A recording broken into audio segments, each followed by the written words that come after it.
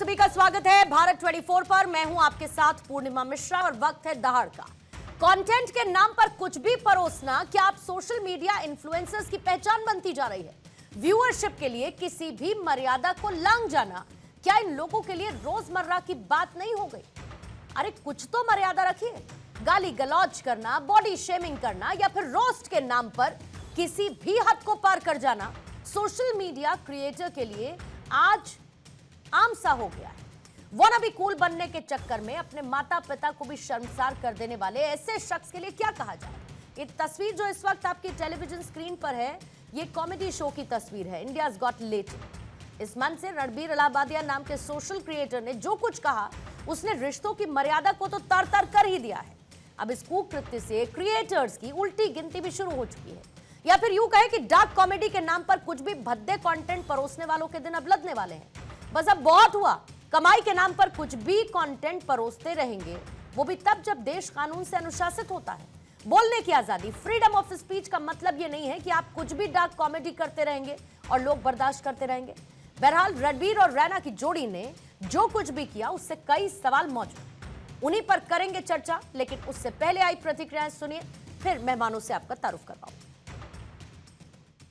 आप सनातन धर्म को प्रमोट करते हो, स्पिरिचुअलिटी की बात करते हो, इतने बड़े बड़े लोग आपके पॉडकास्ट पे आते हैं, इतने बड़े बड़े संत आते हैं आपके पॉडकास्ट पे, और आपकी इतनी घटिया सोच है। आप अगर इतनी बदतमीजी की, बदतहजीबी की बात कर रहे हैं और आप कंटेंट क्रिएटर हैं और आप इस तरह के ऊल जलूल बेमतलब के एक बद दिमाग सोच के सवालात और कंटेंट क्रिएट कर रहे हैं, ऐसे लोगों को सड़क पे करके चप्पलों से मारना चाहिए। जिनको बने का बहुत ज्यादा शौक है, तब इनकी अक्ल ठिकाने आएगी और उनके फोटो वायरल करने चाहिए। ले अब तू हो जा बड़ा, अब बन जा तू पब्लिसिटी क्रेजी। ये सब पब्लिसिटी के लिए और चंद रुपयों के लिए तुम पूरे माहौल खराब करने की बात कर रहे हैं। वहां पे एक महिला बैठी हो, किस तरह की आपत्तिजनक बात कर रही है। और अगर फेमस होने का शौक है ना तेरे को इतना ही, आओ बीच चौराहे पे मुंबई में आ जाओ, तेरे को करके बीच चौराहे के ऊपर मारेंगे हम लोग। तो आइए दहाड़ की चर्चा शुरू करें। उससे पहले कुछ सवाल जिन पर रहेगी आज चर्चा। संस्कृति का अपमान माफ करेगा हिंदुस्तान? वायरल वाला वायरस, बीमारी कितनी सीरियस? अश्लीलता परोसकर क्या मैसेज दे रहे हैं ये इन्फ्लुएंसर? अश्लीलता का डार्क कंटेंट, इलाज होगा परमानेंट? अपूर्वा, समय, इलाहाबादिया, बिगड़ैलों का इलाज क्या है? हमारे साथ मौजूद हैं सुनील पाल, आप कॉमेडियन हैं। मानवी तनेजा एक्ट्रेस हैं। अश्विनी दुबे एडवोकेट के तौर पर सुप्रीम कोर्ट के अब से थोड़ी देर बाद हमारे साथ जुड़ेंगे। नाज़ा इलाही खान सामाजिक कार्यकर्ता हमारे साथ मौजूद हैं, और साथ ही महामंडलेश्वर स्वामी वेदमूर्ति नंद साहब धर्मगुरु हैं, अब से थोड़ी देर बाद हमारे साथ चर्चा में मौजूद रहने वाले हैं। आप सभी का बहुत बहुत स्वागत करती हूं। सुनील पाल सर, आप ही के साथ शुरुआत करते हुए, फ्रीडम ऑफ स्पीच के नाम पर, डार्क जोक्स के नाम पर, डार्क ह्यूमर के नाम पर हमारे यहां सोशल मीडिया पर कुछ भी परोसा जाएगा और इन लोगों को लगता है वाना बी कूल बनने के चक्कर में हम कुछ भी कह सकते हैं और वो चलेगा। कोई भी सोशल मीडिया कंटेंट क्या इस बात की इजाजत देता है कि हमारी संस्कृति को हम एक गहरा गड्ढा खोदकर उसमें डाल दें और उस पर एक मिट्टी की ऐसी परत चढ़ा दें कि वो कहीं नजर भी ना आए? पहली बात तो मैं धन्यवाद करना चाहूंगा कि आपने इस चर्चा में मुझे जोड़ा, और दूसरी बात यह है कि ये जो आप शब्द जो इनके लिए जो कह रहे हैं कि भाई डार्क ह्यूमर का मतलब ये नहीं कि गाली गलौज। डार्क ह्यूमर का मतलब होता है कि समाज की कुरीतियों को या कुछ ऐसी चीजों को आप लपेट के जूते में ऐसा बोले जिसे व्यंग कहा जाता है, सटायर कहा जाता है। That is like dark humour. और जो आपने कहा था फ्रीडम ऑफ स्पीच का भी मतलब इन जाहिलों को पता नहीं। फ्रीडम ऑफ स्पीच का मतलब होता है समाज में, समाज के लिए, समाज के फायदे के लिए आप जो चाहे बोलना चाहे बोलिए, मगर उसमें समाज का फायदा होना चाहिए। इतनी फ्रीडम ऑफ स्पीच आपको होनी चाहिए। ये होता है फ्रीडम ऑफ स्पीच का मतलब। फ्रीडम ऑफ स्पीच का मतलब ये नहीं कि समाज के नुकसान के लिए आप या समाज में गंदगी फैलाने के लिए कुछ भी बोलो। वो तो सिर्फ आपका फायदा है, आपका फ्रीडम है, समाज का फ्रीडम नहीं है वो। और पहली बात तो इनको कलाकार कहना बंद करिए, आप कॉमेडियन कहना बंद करिए आप, और इंसान कहना बंद करिए। ये तीनों कैटेगरी में फेल है। कलाकार जो होता है वो माँ सरस्वती का बेटा होता है, और वो दर्शकों को अपने परिवार की तरह समझता है।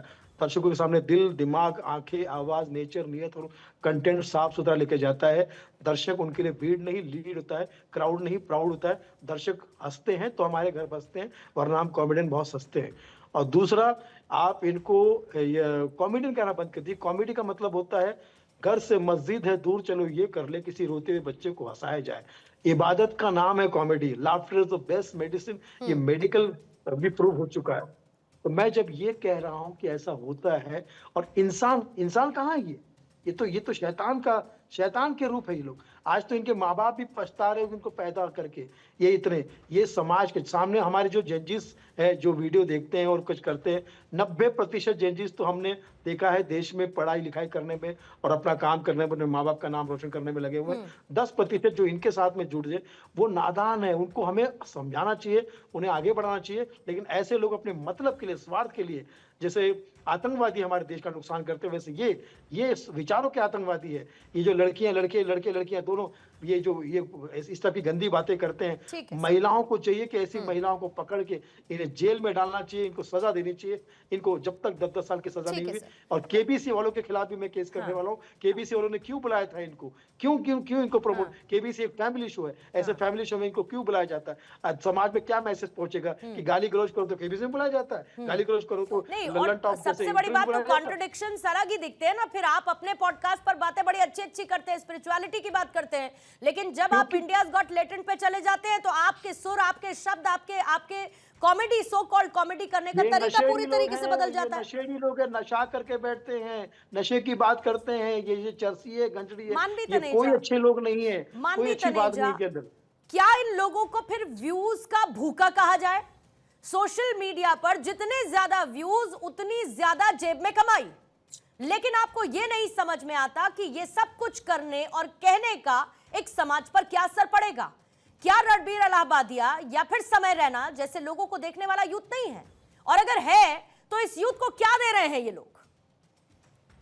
देखिए, सबसे बड़ा कड़वा सच ये है कि जैसे आप अभी अश्लीलता कह रहे हैं, और जो मैंने भी अभी पैनल को सुना था, सुनील पाल जी को सुना था, कि कहीं ना कहीं मुझे लगता है कि आप कह रहे हैं अश्लीलता है, लेकिन जो लोग हैं, जो ऑडियंस है, उनको ये कहीं ना कहीं एंटरटेनमेंट लगती है।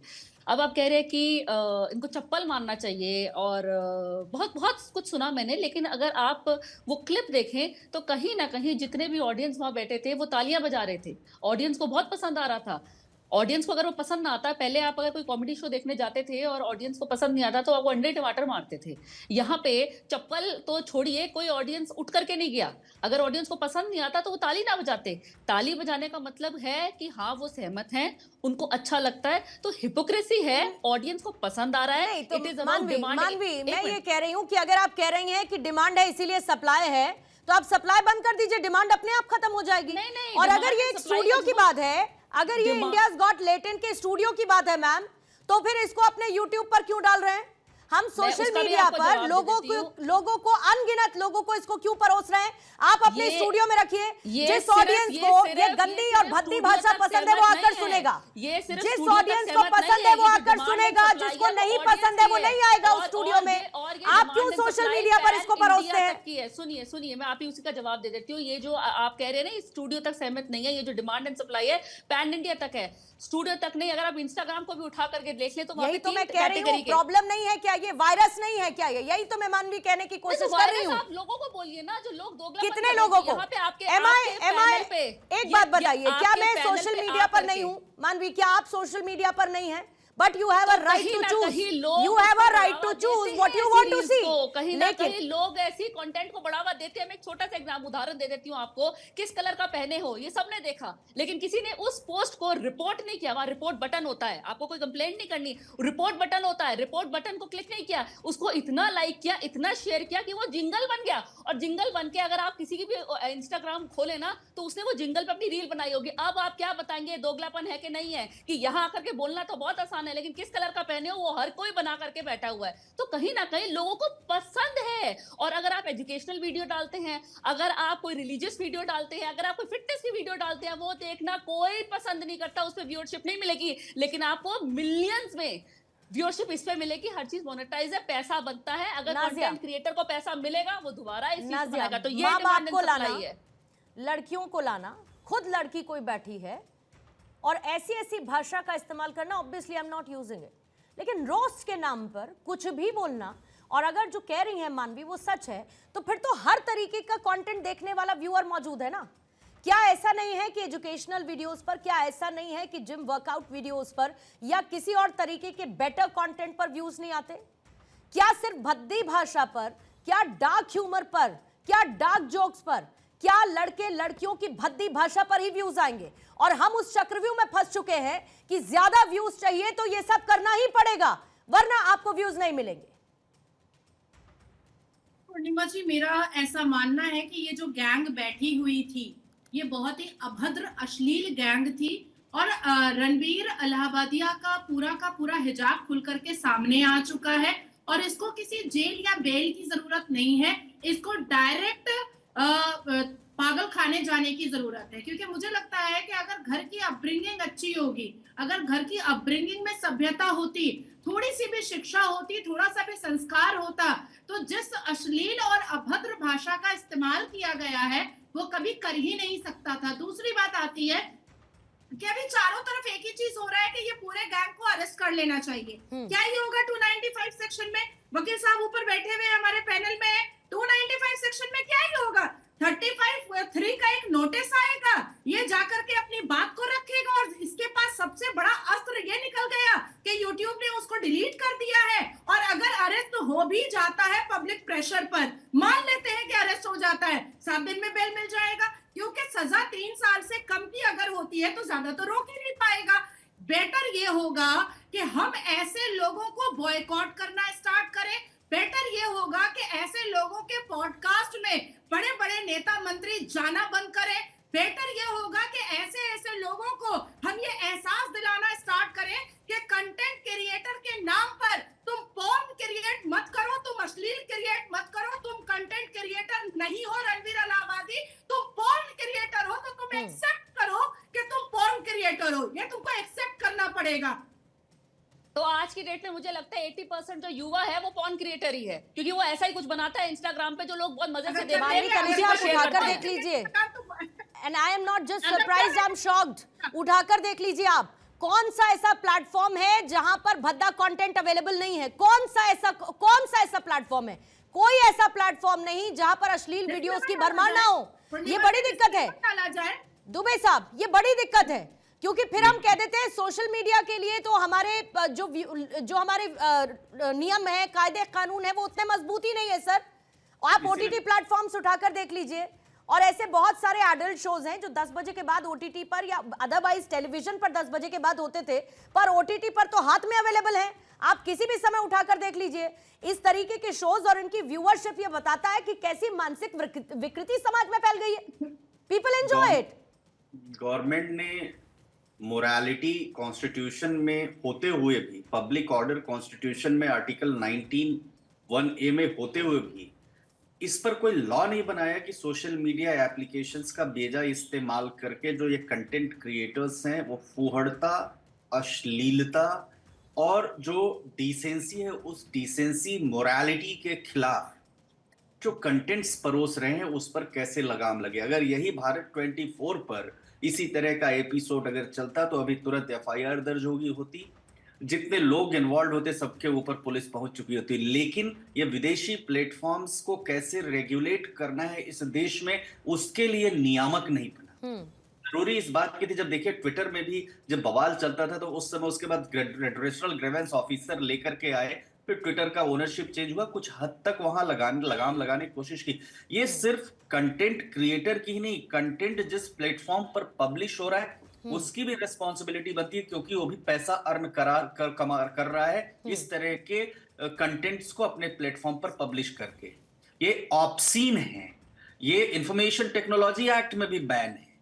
ये अगर आप कहेंगे तो BNS भारतीय न्याय संहिता में भी इस पर FIR होनी चाहिए, क्योंकि आप नाबालिग बच्चे भी देख रहे हैं और इस देश में अगर नाबालिग बच्चों से 18 साल से कम उम्र की रिस्पेक्टिव ऑफ द जेंडर उनके साथ कोई सेक्सुअल बातें करते हैं या जो ऑब्सीन बातें करते हैं तो पॉक्सो का एक्ट लगता है। तो क्यों नहीं उसके खिलाफ पॉक्सो का भी एक्ट लगाते हैं कि छोटे बच्चे भी इसको देख रहे हैं, क्योंकि आप प्रोहिबिट तो कर नहीं सकते कि 18 साल से कम का व्यक्ति ही देखेगा।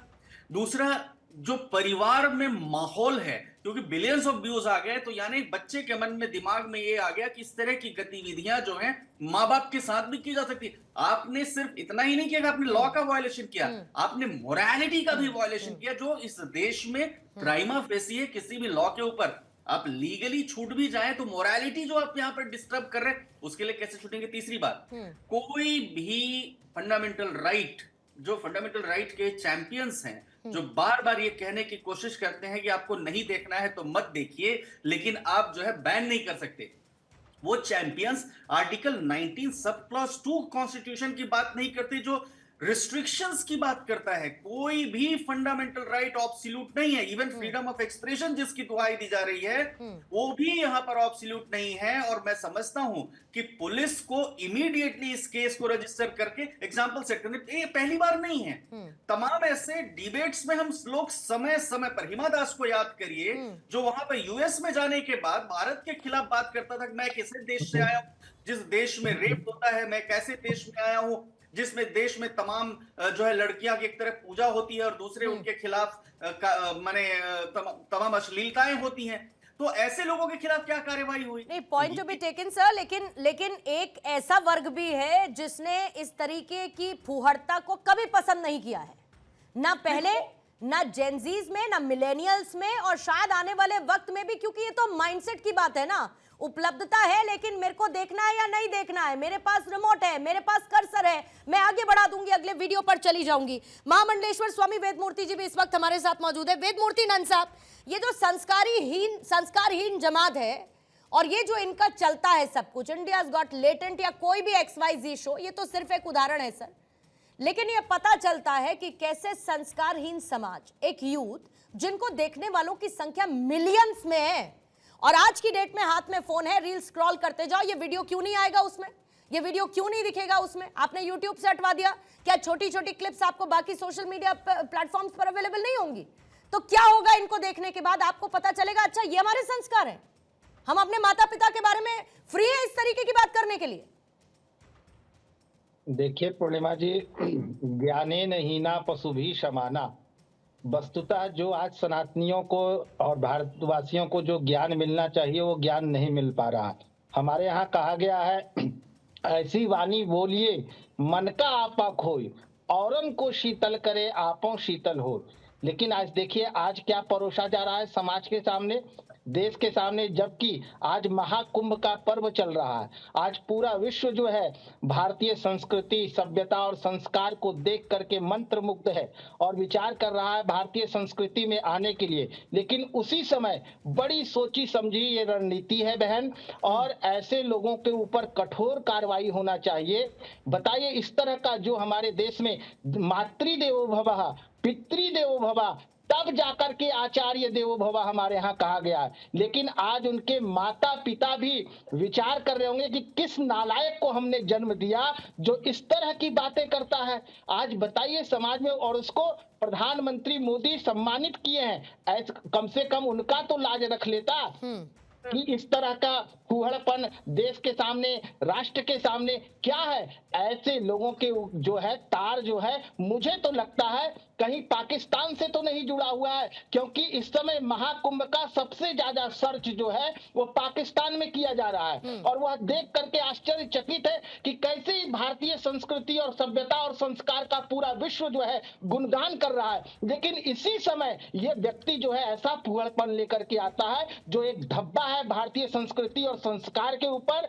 ऐसे लोगों के ऊपर कठोर कार्रवाई होनी चाहिए, जिससे भविष्य में इस तरह का कोई कुकृत्य ना कर पाए। और इसकी जितनी संपत्ति, यही तो मैं बात कर रही हूँ कि कार्रवाई होनी चाहिए, लेकिन नाजिया भी है, एडवोकेट साहब भी बैठे हुए हैं, कार्रवाई किस हद तक हो पाएगी? यही तो लॉज की बात है, यही तो सोशल मीडिया कंटेंट को लेकर जो एक लगाम नहीं कसी गई, उसमें भी तो कोर में प्रॉब्लम है ना। सुनील पाल साहब, I shouldn't have said what I said on India's got latent, I am sorry. दरअसल ये सॉरी, और वो भी सर जो लाइन कही वो ओरिजिनल नहीं थी, वो भी कहीं किसी और दूसरे कॉमेडी शो से उठाकर कह दी गई थी। मेरा कॉमेडी जॉनर नहीं है, तो भाई क्यों आए थे वहां पर? और अगर करने आए थे तो क्या जुबान पर लगाम दिखती नहीं, पर होनी तो चाहिए। डर है दरअसल कि मेरे पॉडकास्ट पे आने वाले लोग बंद ना हो जाएं, उससे मेरे जो YouTube चैनल्स और जो अलग अलग मेरे प्लेटफॉर्म्स हैं उस पर मेरे को नुकसान नहीं हो जाए, जो पैसा आता है मेरे पास वो बंद नहीं हो जाए। तो सबसे आसान तरीका मैं कह देता हूं कि आई एम सो सॉरी। अंग्रेजी का छोटा सा शब्द है लेकिन लगता है सब कुछ कवर अप कर लेगा। और दूसरी बात यह है कि आप कोई, हेलो आवाज आ रही है? जी सर, परफेक्ट है।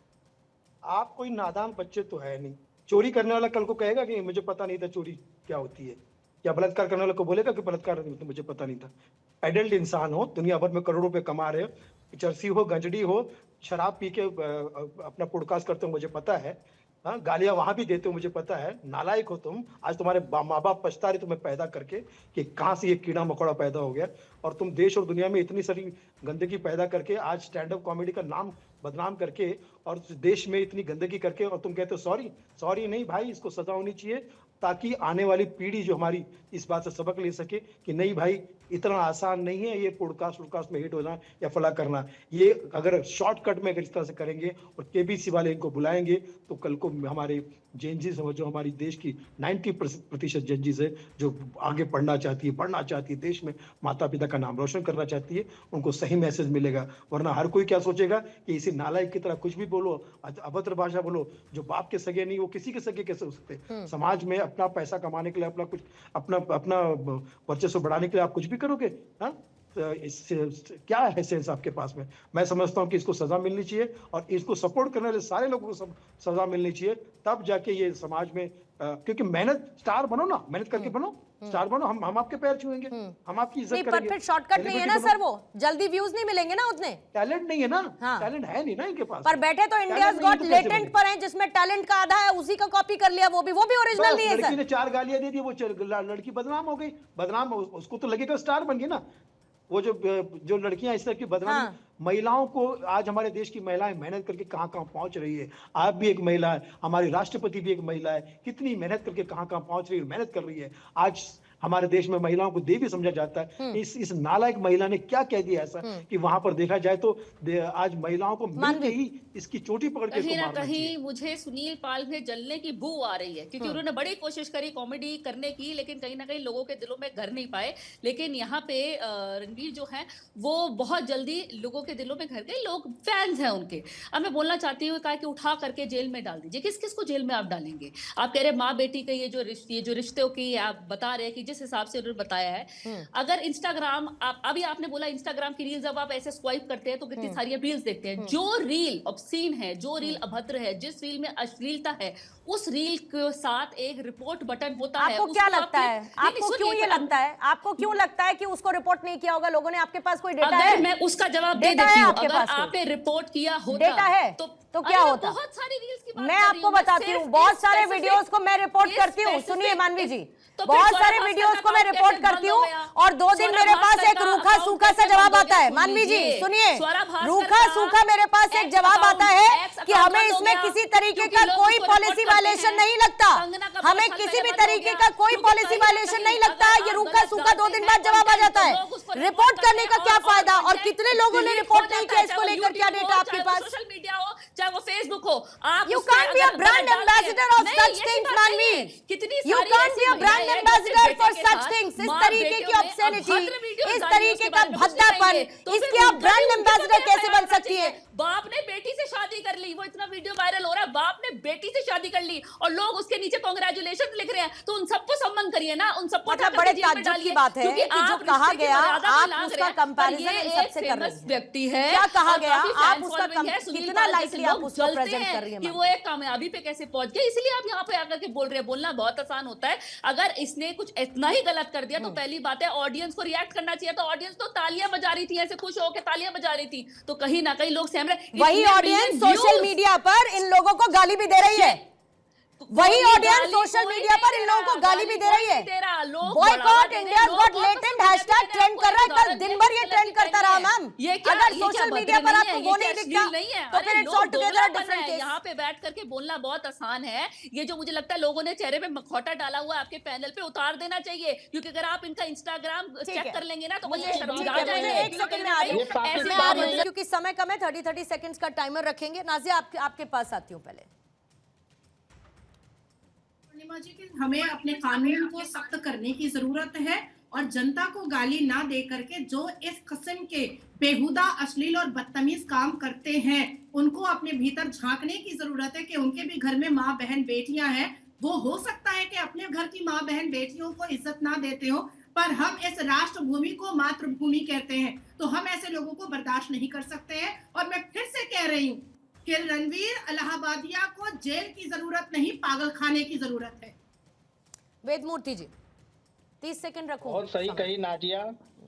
देखिए, इस तरह के लोगों का यही स्थान है, और कैसे बच के आ गया सो से, वहीं जूते से इसको मारना चाहिए। इस तरह का कुकृत्य किए हैं, इनके ऊपर कठोर कार्रवाई हो। ठीक है, अश्विनी जी।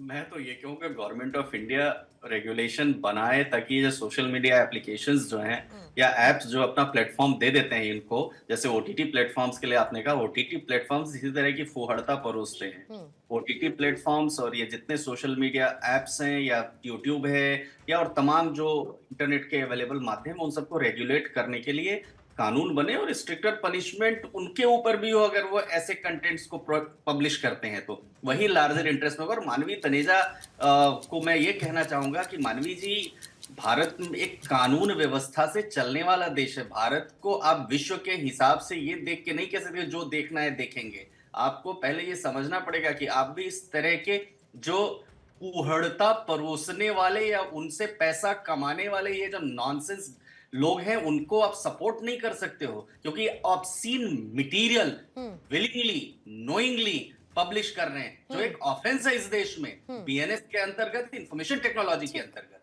ठीक है सर। मानवी।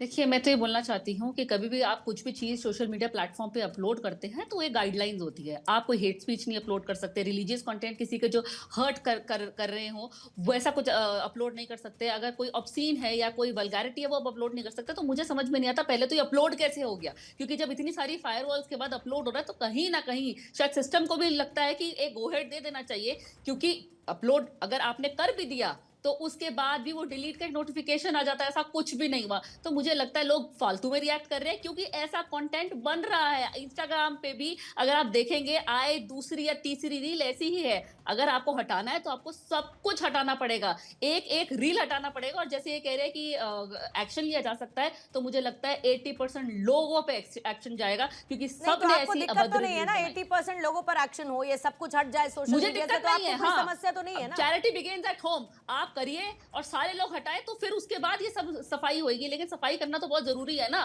अगर आप बोल रहे हैं कि आप रणवीर को अपॉइंट करेंगे और बाकी 80% को माफ करेंगे, उसके लिए मुझे आपत्ति है। लेकिन अगर आप सबको, हर कोई उस कंटेंट के बारे में बात कर रहा है, ये सिर्फ एक केस सामने है मैम, एक ये केस सामने है जिसको आधार बनाकर चर्चा हो रही है। ये केस बहुत लेट आया है। उससे पहले मैं 2 बार आपके चैनल, 2 बार मैंने इतना वायरल एक कंटेंट अपने मुंह से निकाला, तीसरी बार मैं बोलना नहीं चाहती। कितने सारे ऐसी वायरल अभद्र कंटेंट है जो इंटरनेट पे वायरल हुआ है, कहीं से तो शुरुआत करें। लेकिन आपको मिला रणवीर, क्योंकि ये नाम इस वक्त बहुत कमा चुका है, लोगों की नजरों में खटक रहा है, तो इस वजह से मुझे लगता है लोग इस वक्त उसको बहुत विवादों में लेकर के बैठ गए हैं। ठीक है।